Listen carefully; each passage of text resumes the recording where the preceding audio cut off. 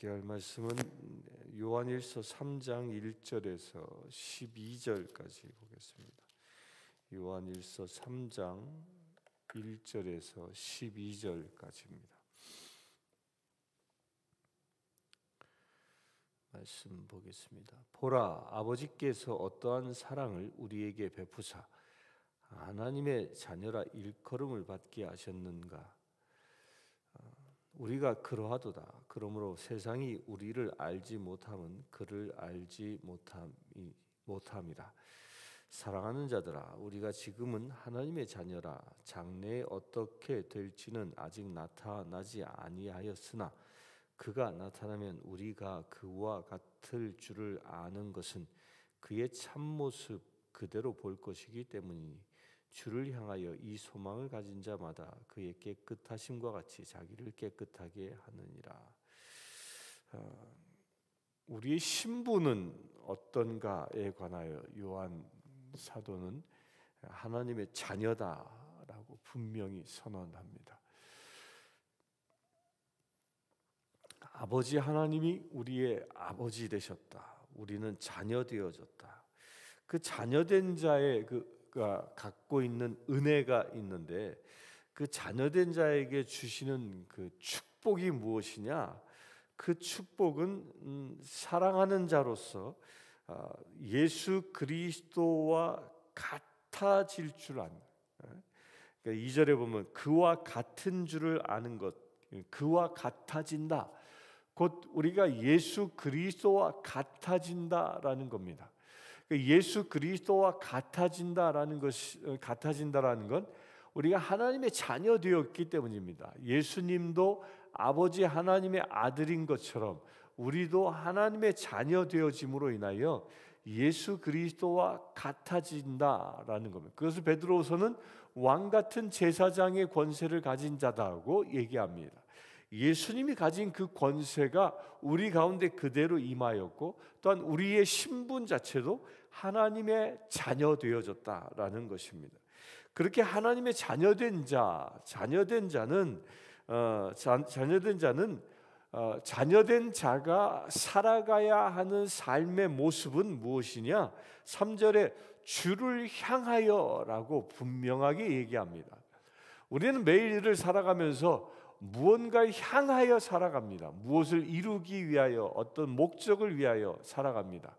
그렇게 우리가 어딘가를 향하여 살아가는데 우리 그리스도인 하나님의 자녀된 우리는 오직 나의 주님 대신 주님을 향하여 살아간다라는 겁니다. 그러니까 주를 향하여 산다라는 것은 무엇입니까? 하나님의 나라를 향하여 살아가는 자라는 것입니다. 이 주를 향하여 살아간다라는 것을 가장 잘 표현한 것이 철로역정이라는 소설이죠.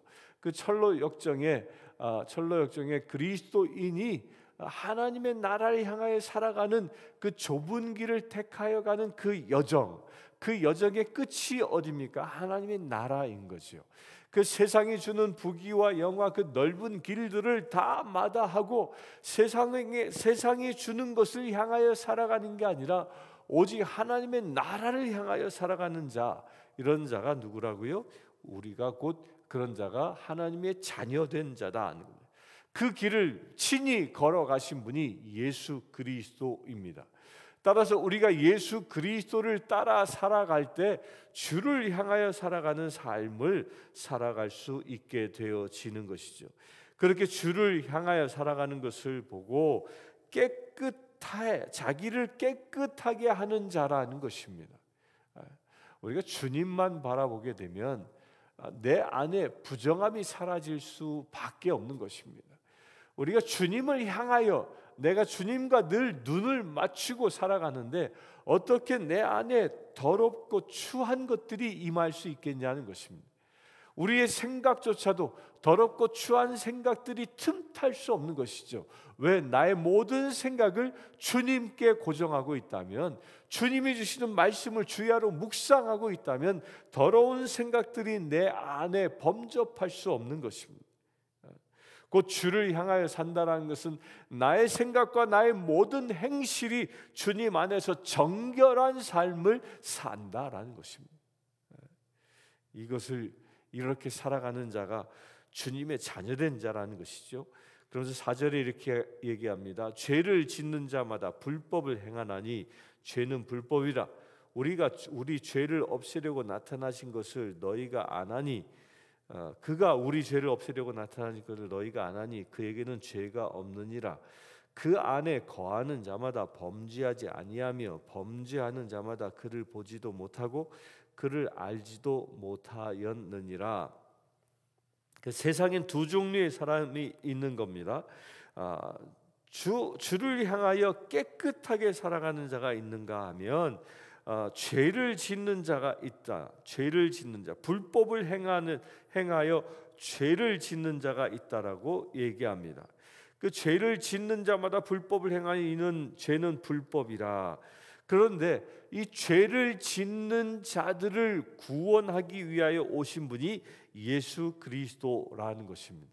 곧 우리가 하나님의 자녀 되어졌다라는 것은 예수 그리스도를 통하여 우리의 모든 죄가 용서함을 받았기 때문에 죄로부터 자유해졌고 죄로부터 정결해진 것입니다.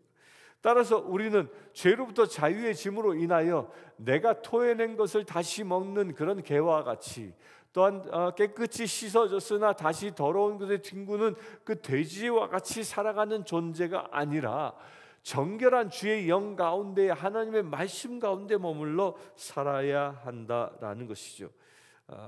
그 길이 무엇이냐? 6절에 그 안에 거한다라고 얘기하는데, 그 안에 거하는 것이 무엇이에요? 주님의 말씀 안에 거하는 것입니다. 우리가 늘 말씀 안에 있으면 우리가 불법을 행할 수 없는 것입니다.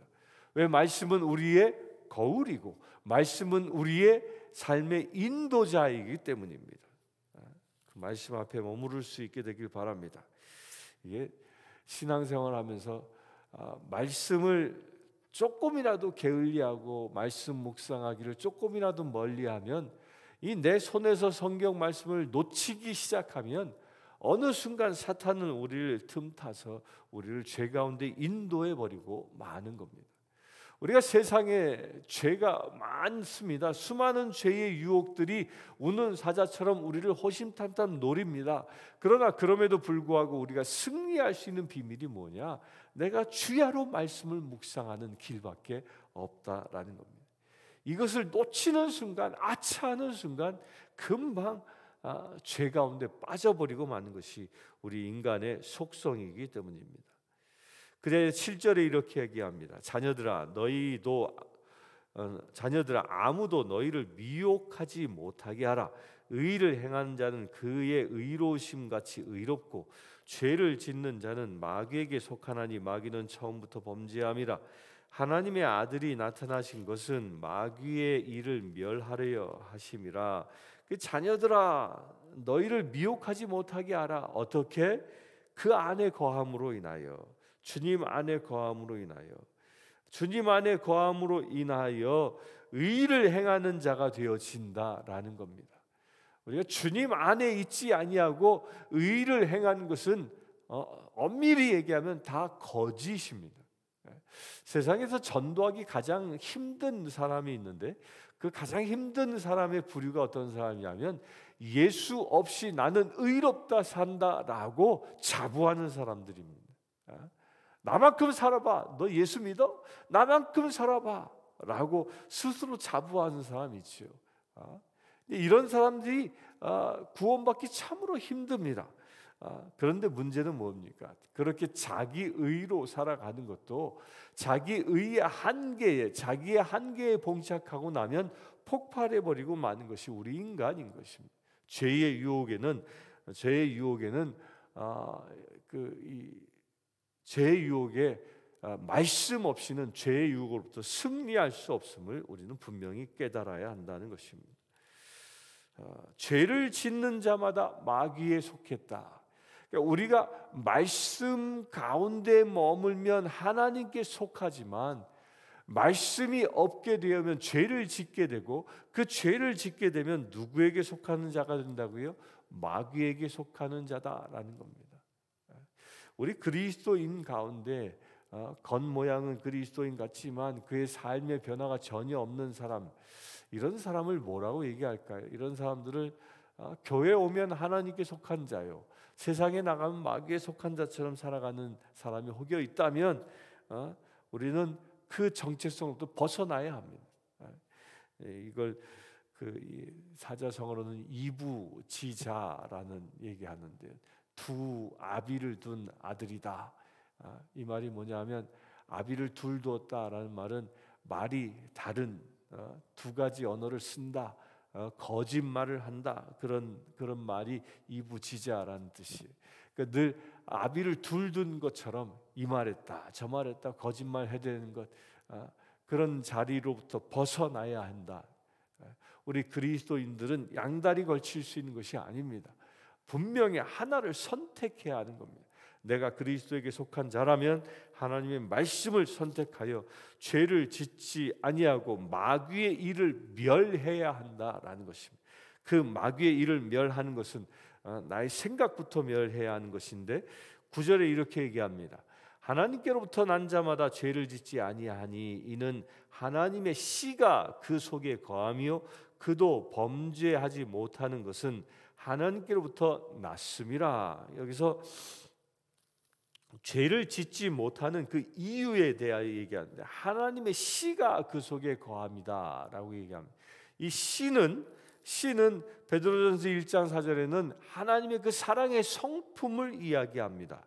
또한 누가복음 8장 11절에는 밭에 뿌려진 씨앗을 또한 비유하기도 합니다. 또한 그 요한복음 3장 5절부터 9절 보면 우리 안에 임하시는 성령을 의미하기도 합니다. 근데 이 모든 것들이 다 무엇입니까? 하나님의 것입니다. 하나님의 형상인 것이죠.